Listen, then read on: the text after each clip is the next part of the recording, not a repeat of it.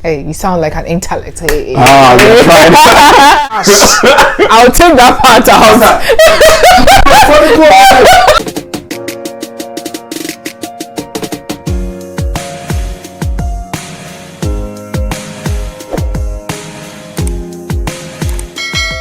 Hello, Justice. Hello, Nanelle. I'm happy to have you here on the channel.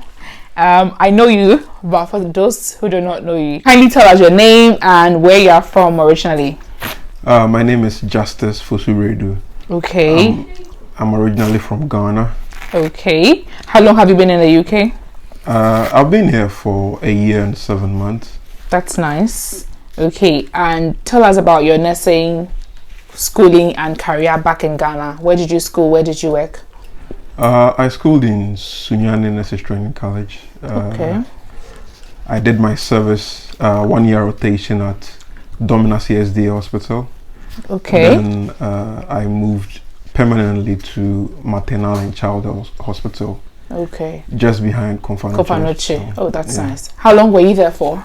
I was there for a year and 2 months. Yeah. Yeah, 2 months. Okay. Yeah. So I know that when you came, you were first in a care home. Yeah.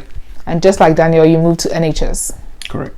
Was it pressure from Daniel or whoever, or you decided by yourself to move?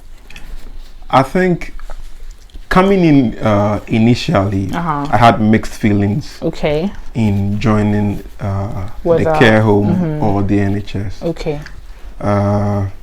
At a point, I decided it was better to stick with the care home because I thought the salary was quite better. Which is true. Yeah. that is very true. Yeah. Okay.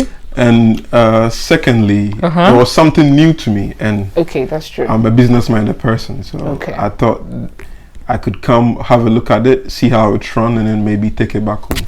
Okay. But after I go in there, I didn't like it. I thought it wasn't something I could fit very well in. Why? What didn't you like about the care home? It limits your ability. It teaches you nothing. One, there is a lot of backstabbing. Two, backstabbing is with people, so I'm sure it's with NHS as well. Like wherever there are people, there'll be backstabbing, there'll be gossiping, there'll be all that. It is with the NHS as well, but based on my experience, I've been in both situations. How long were you in the care home? I was in the care home for 10 months.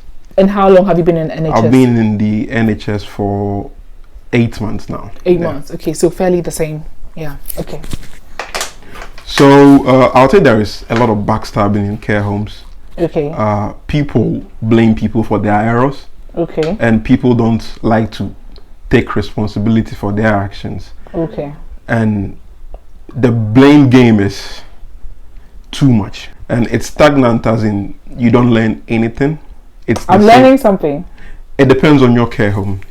Then again, there are levels to everything. Where you are, it's different from where I am. Okay. And where I am will be different from where someone else will be. So based on your experience? Based on my experience, that's from the care home I worked in, which I may not be willing to share, obviously. Share. Yeah, that's fine. That's fine. But if we have 3 nurses who worked in 3 care homes, everybody's going to have a different opinion as to their time there. It depends on your personality and how you relate to people. That's true. So, yeah. That's true. And what do you like about the NHS? What's so special about the NHS anyways? Training. Yeah. They train you to be the best at what you do. Okay. They ensure your training is done. Okay. And they ask you what training you feel you need to be on, and they put you on. So I'm asked the same question though at my care home. You are asked the same question. I think you really like your care home. I have. There are pros and cons to the place as well, but I'm just trying to say, like, with this particular thing you're saying, I also get it. That's it. Where do you work in the NHS? I know, but for the sake of those who do not know, where do you work? Which department? I work in theaters. Theater. Yeah. And that's where you've been working the whole 8 months? Yeah, for the whole 8 months, yeah. Okay. And then do you love it? Are you happy being there? Did you choose it, or that's what was available? I'll say, yeah, I chose it. You chose it? And it's because after I graduated in Ghana, I think I worked for 4 months in the pediatric ward. Then Okay. The theater department was opened in my hospital. They did not have a theater initially. Okay. So they opened up, and then they wanted people to come fill the spots. Okay. So I was selected amongst those who were Nice. moved there. Nice. So since then, I You worked loved? in. Yeah, I loved it. So, You loved it. Yeah. Okay. So you chose to be there. It's not like that's what was Yeah, like I chose to be there. That's, yeah. So take us through like a typical day in the theater. What time do you report to work? What happens? Like the timeline. What happens each time? A typical day is supposed to be there. On paper, it's supposed to be there by 8 o'clock. 8 o'clock. Okay. And then surgery starts at 8:30. Okay. But most of the people, including myself, get there, let's say 7:30. Okay. And then you get a chance to check your theater, know that you have all the equipment you need. And is that the job of the nurses? Yeah. Yeah, okay. It's the job of the HCAs, technically. Okay. But if you are the nurse and you want to know your setting, you want to be the person in charge, it's better you do it so you know what you've lost, what you need there. Okay. And if there is something malfunctioning, you help get it back in. So your day goes smoothly because most surgeons don't have patients. I see. Yeah, most of them are inpatient, and Okay. if you happen to not have what they need, Okay. that's a bad day. Okay. Yeah. Okay. So when you go to work at 7:30, you check whether everything is okay. Then what happens? Then you wait for a team brief from the surgeon, the anesthetist, and then the scrub team and the ODP as well. So you get a list of all the surgeries you have for the day. You get to know the patient's each patient's medical history, what they are in for, and the things the surgeon is going to need for that particular surgery. Surgeon A will do the same operation different from surgeon B. Okay. Yeah, so every surgeon has little things they want on their table to help them perform their surgery. So in the team brief, that's where everything is set, so the scrub team can have everything available, although you have checked to see. Then once again, all surgeons have something we call a cardex. Cardex, the medication. Sorry? Is it the one with the medication? It's the one with how every surgeon wants their surgery done. Okay. So someone might want to use a Vicryl 1 as in a suture. Somebody will want to use a Vicryl 2. Okay. It depends. So everyone has what they want. And it's stated in their cardex. Okay. So you look in their cardex and then you set up your theater, but then they may come in and then make alterations in it. That is what a team brief is for. Okay. So is the duty of the nurse to set up the place? Yeah, I would say that's the duty of the nurse. Yeah. Okay. So after setting up the place, during the surgery, what do you do? Do you scrub in as well? It depends. It depends. There are times you may circulate. There are times you may scrub for cases, depending on the number of personnel you have. If you have like 2 nurses and let's say 1 HCA, it's better one nurse scrubs and the other circulates, and then you can swap that around during the day. So on a typical day, averagely, how many cases can you have? On a typical day, morning and afternoon cases, you can do up to 6 or 7 cases. And then you're on your feet the entire time? Yeah, you're on your feet the entire time. And then a whole shift is like 12 hours, I guess? It depends. If you go on weekends, you go for a 12-hour shift. Okay. If you go on a normal day, let's say sometimes it's a 10-hour shift. Oh, that's nice. Yeah, so sometimes I go from 8 to 6. And there are days you go from 8 to 8. That's nice. Yeah. That's nice. So do you have like other people from other backgrounds at the theater? Like, is it balanced? Like people from Africa, is it balanced? Because I'm asking that because I don't hear a lot of black people say they're working in the theater. Oh, okay. Currently, in my team, I have 1 Nigerian and myself. That's nice. Then there are 2 Jamaicans. Oh, that's nice. And the rest are Indians and British people. Okay. And some Filipinos, yeah. My band 7 nurses are Filipino, so. Okay. Yeah. Okay, that's nice. How long is your break? So you have 15 minutes tea break. Okay. Before lunch. Okay. And then another 15-minute tea break before you finish all your cases in the afternoon. So let's say it's still an hour, 15, and then 30 for your lunch. 30 for your lunch. Yeah. Okay. So I remember in Ghana, the theater, the nurses were allowed to do some suturings by themselves, like, you know, simple ones. Yeah. Are nurses allowed to suture here in the UK? No. Even if you have training? No. Here, they want everything done the right way. That's not to say we're not doing things the right way in Ghana. Okay. But they want the surgeons doing most of the critical stuff.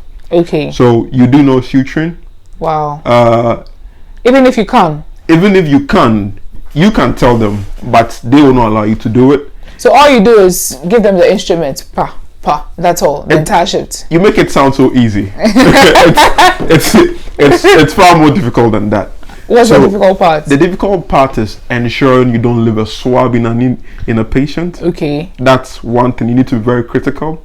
You need to know your table after you set it. You need to know everything you had on there. That's true. Remains there. That's true. That's the critical part.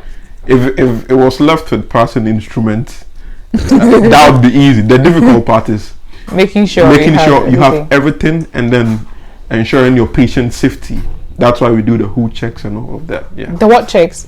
The WHO check, World Health Organization check. So it's basically a check of knowing what you have on your table pre-surgery, and post, intra-surgery, and then post-surgery. I see.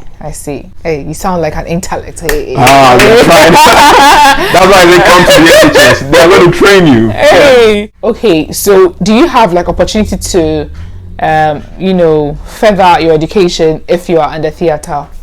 Yes, there are a lot of courses there which they make. Not the normal training, like furthering your education. That, like, if I personally want to, let's say, a master's program or something. Yes, something like that. Okay, yeah, you can do that. You just need to speak with your band 7 and then let them know what you intend to do. Okay. Then they can fix that into your hours, so you don't put enough stress on yourself.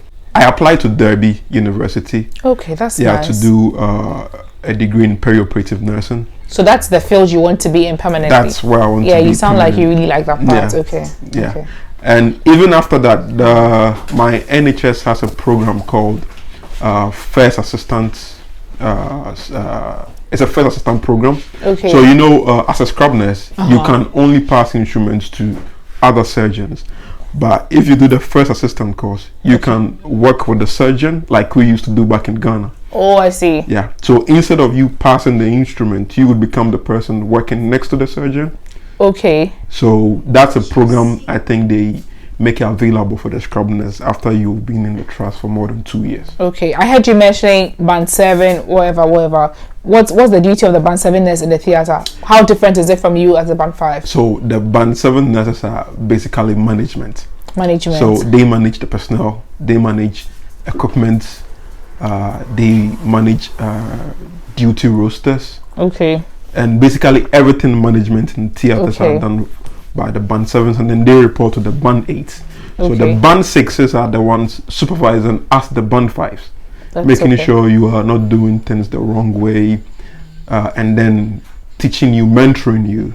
Yeah. Okay. Then we, the band 5s, are the ones learning from the band 6s and then doing most of the job. Yeah. So you scrub in as a band 5? You scrub as a band 5, That's you circulate nice. as a band 5. That's nice. That's nice.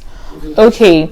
So what would you say is the main difference between theater work in Ghana and theater work in the UK? What would you say is the main difference? I would say here it's much more advanced. Okay. I personally had never seen a lap surgery before. A lap surgery? Yeah. Okay. Okay, it's a laparoscopic surgery, but we call it lap. Okay. So basically, lap surgeries are where they make incisions into the patient, and then they put cameras in to perform the surgery. Okay. All the surgeries I saw in Ghana were total surgeries, whereby they open the patient.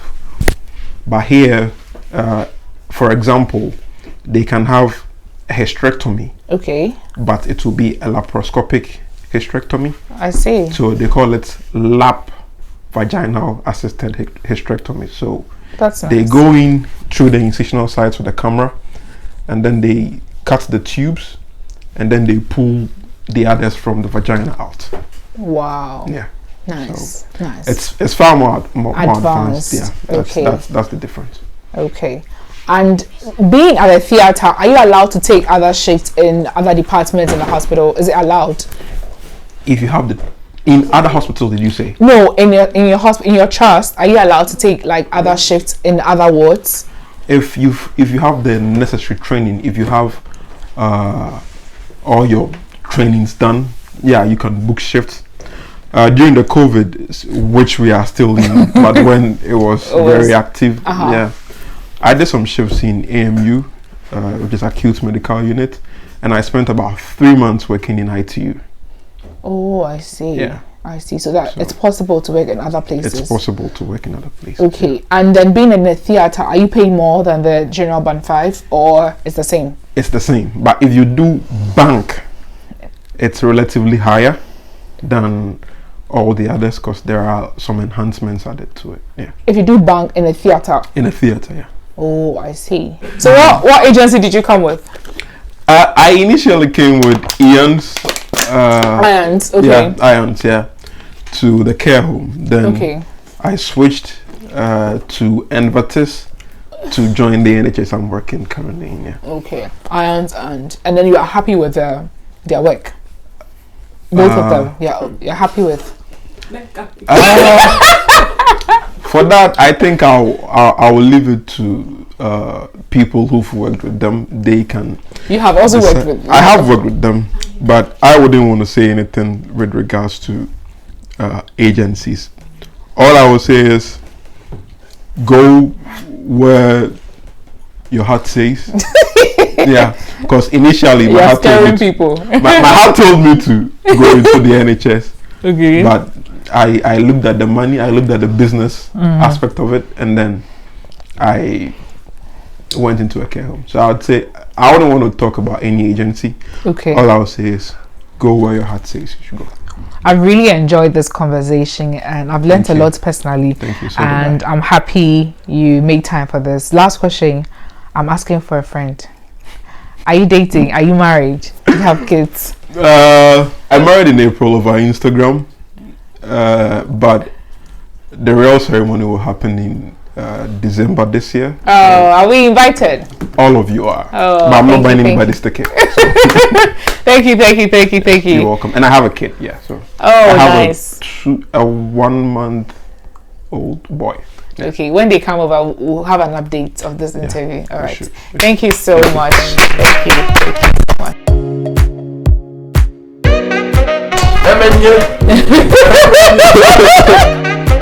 Okay, what did I want to ask you again?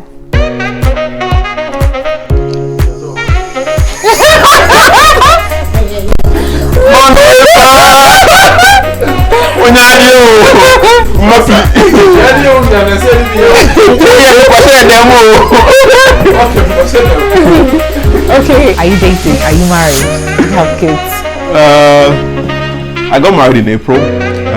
Yeah.